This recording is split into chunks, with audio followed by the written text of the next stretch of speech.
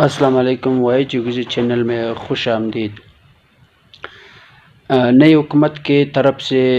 جو حکومتی ذرائع ہیں وہ اشارہ دے رہے ہیں اور یہ اندازہ دے رہے ہیں کہ تقریباً 19 سال بعد رویت ہلال کمیٹی کا جو چیئرمین ہے اور اس کے ممبرز ہے اس کو تبدیل کرنے کا فیصلہ کیا گیا ہے۔ اور 2001 سے پہلے رویت ہلال کمیٹی کے چیئرمین اور ممبر ہر 3 سال بعد تبدیل ہوتے تھے، لیکن 2001 سے لے کر ابھی تک یعنی 19 سال تک مفتی منیب الرحمان رویت ہلال کمیٹی کا چیئرمین ہے اور اس کو تبدیل کرنے کا عندیہ حکومتی ذرائع سے مل چکا ہے۔ اس کے بعد ایسا لگ رہا ہے کہ رویت ہلال کمیٹی کو 19 سال بعد تبدیل کر دیا جائے گا اور اس میں اس کی جو تنظیمی کمیٹیاں تھیں یعنی مرکزی اور صوبائی جو مرکزی کمیٹیاں تھیں اس میں مختلف مکاتب فکر کے علماء ہوا کرتے تھے، اور ایسا فیصلہ کیا گیا ہے کہ تمام علماء اور تمام صوبائی ممبرز اور تمام مرکزی ممبرز کو تبدیل کر کے ایک نئی کمیٹی تشکیل دی جائے گی۔ جب سے موجودہ حکومت آئی ہے اور فواد چودھری سائنس و ٹیکنالوجی کا وزیر بن چکا ہے، تو رویت ہلال کمیٹی کے چیئرمین مفتی منیب الرحمان اور فواد چودھری کے درمیان ٹرن سی گئی ہے، یعنی وہ دونوں ایک دوسرے کی بات نہیں مان رہے، اور فواد چودھری نے آتے ہی قمری کیلنڈر کا اجرا کر دیا اور اس نے کہا کہ اب ہم سائنس کے مطابق ہی یہ فیصلہ کریں گے کہ چاند دیکھی گئی ہے یا چاند نہیں دیکھی گئی ہے، لیکن مفتی منیب الرحمان یہ مکمل طور پر نہیں مانتے، اور اس درمیان دونوں نے ایک دوسرے کے خلاف کافی بیانات دیے ہیں اور کافی جگہوں پر اس کے درمیان جو ہے وہ مقابلہ ہوئے ہے، یعنی پاکستان کی رویت ہلال کمیٹی ایک مقابلے کی شکل اختیار کر چکی ہے اور کئی برسوں سے چلا آ رہا ہے کہ ہم ہر بار 2 روزے اور 2 عید مناتے ہیں، اور اس نئی تشکیل ہونے والی جو قانون ہے یہ وفاقی وزیر قانون کو بھیج دی جائے گی، اور اس کے مطابق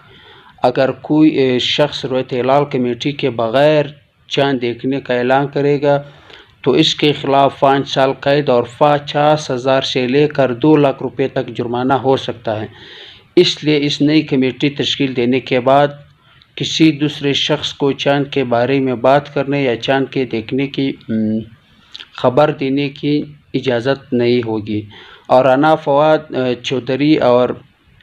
مفتی منیب الرحمان کے درمیان جو لفظوں کی جھڑپ ہوا کرتی تھی وہ ہم ابھی آپ لوگوں کو دکھائیں گے اور آپ لوگوں بھی دیکھ لیں، اور وفاقی حکومت کے اس فیصلے کے بارے میں اپنی رائے کمنٹ کر دیجیے گا۔ ہم نے اس میں دعوت دی تھی مفتی منیب الرحمان صاحب کو بھی اور پوپل زئی صاحب کو بھی۔ بدقسمتی سے جو دونوں حضرات ہیں وہ تشریف نہیں لائے ہیں۔ انہوں نے کہا کہ سائنس کا کوئی تعلق ہی نہیں ہے چاند دیکھنے سے، سائنس اور ٹیکنالوجی کو جوتے کی نوک پہ رکھتے ہیں۔ اب سوال یہ ہے کہ آپ جوتے کی نوک کا تو ہمیں نہیں پتا، ناک کی نوک پہ آپ کے سائنس دھری ہوئی ہے کیونکہ آپ اینک لگاتے ہیں۔ اگر انسان جو ہے وہ چاند کے اوپر ہوگا تو اگلا تو علماء کے نزدیک کے پاس چیلنج ہے، وہ تو یہ ہوگا کہ جو لوگ چاند کے اوپر ہیں وہ کیسے عید منائیں؟ پہلی کا چاند معمول سے بڑا بھی ہوتا ہے، نسبتاً زیادہ دیر تک مطلع پر نظر آتا ہے، تو اس کو دیکھ کر کسی کو شکوک و شبہات میں مبتلا نہیں ہونا چاہیے۔ سائنسی اعتبار سے، مذہبی اعتبار سے وہ پہلی تاریخ کا چاند ہوگا۔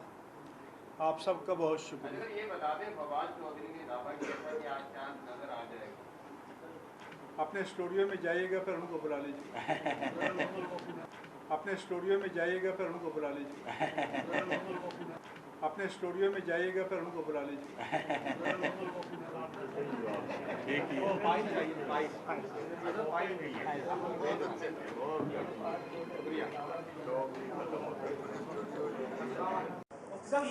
پریشر پہلی بات تو یہ ہے کہ فواد چودھری کی کوئی حیثیت نہیں ہے، हम शरीयत के पाबंद हैं। फवाद चौधरी ने पिछले महीने में भी बताया था, हमने शरीयत के मुताबिक फ़ैसला किया। फवाद चौधरी को मुदाखलत फ़िद्दीन नहीं करनी चाहिए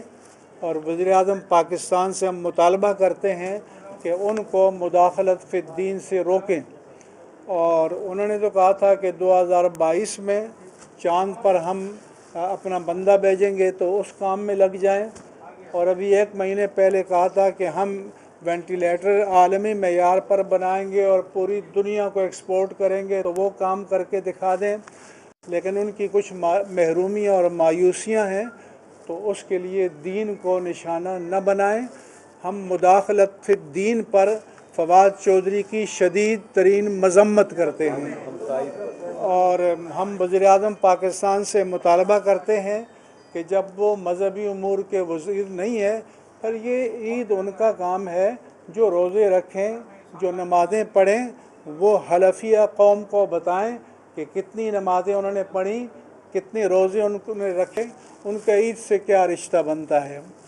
लेकिन मालूम नहीं कि हुकूमत में क्या मसाइल हैं कि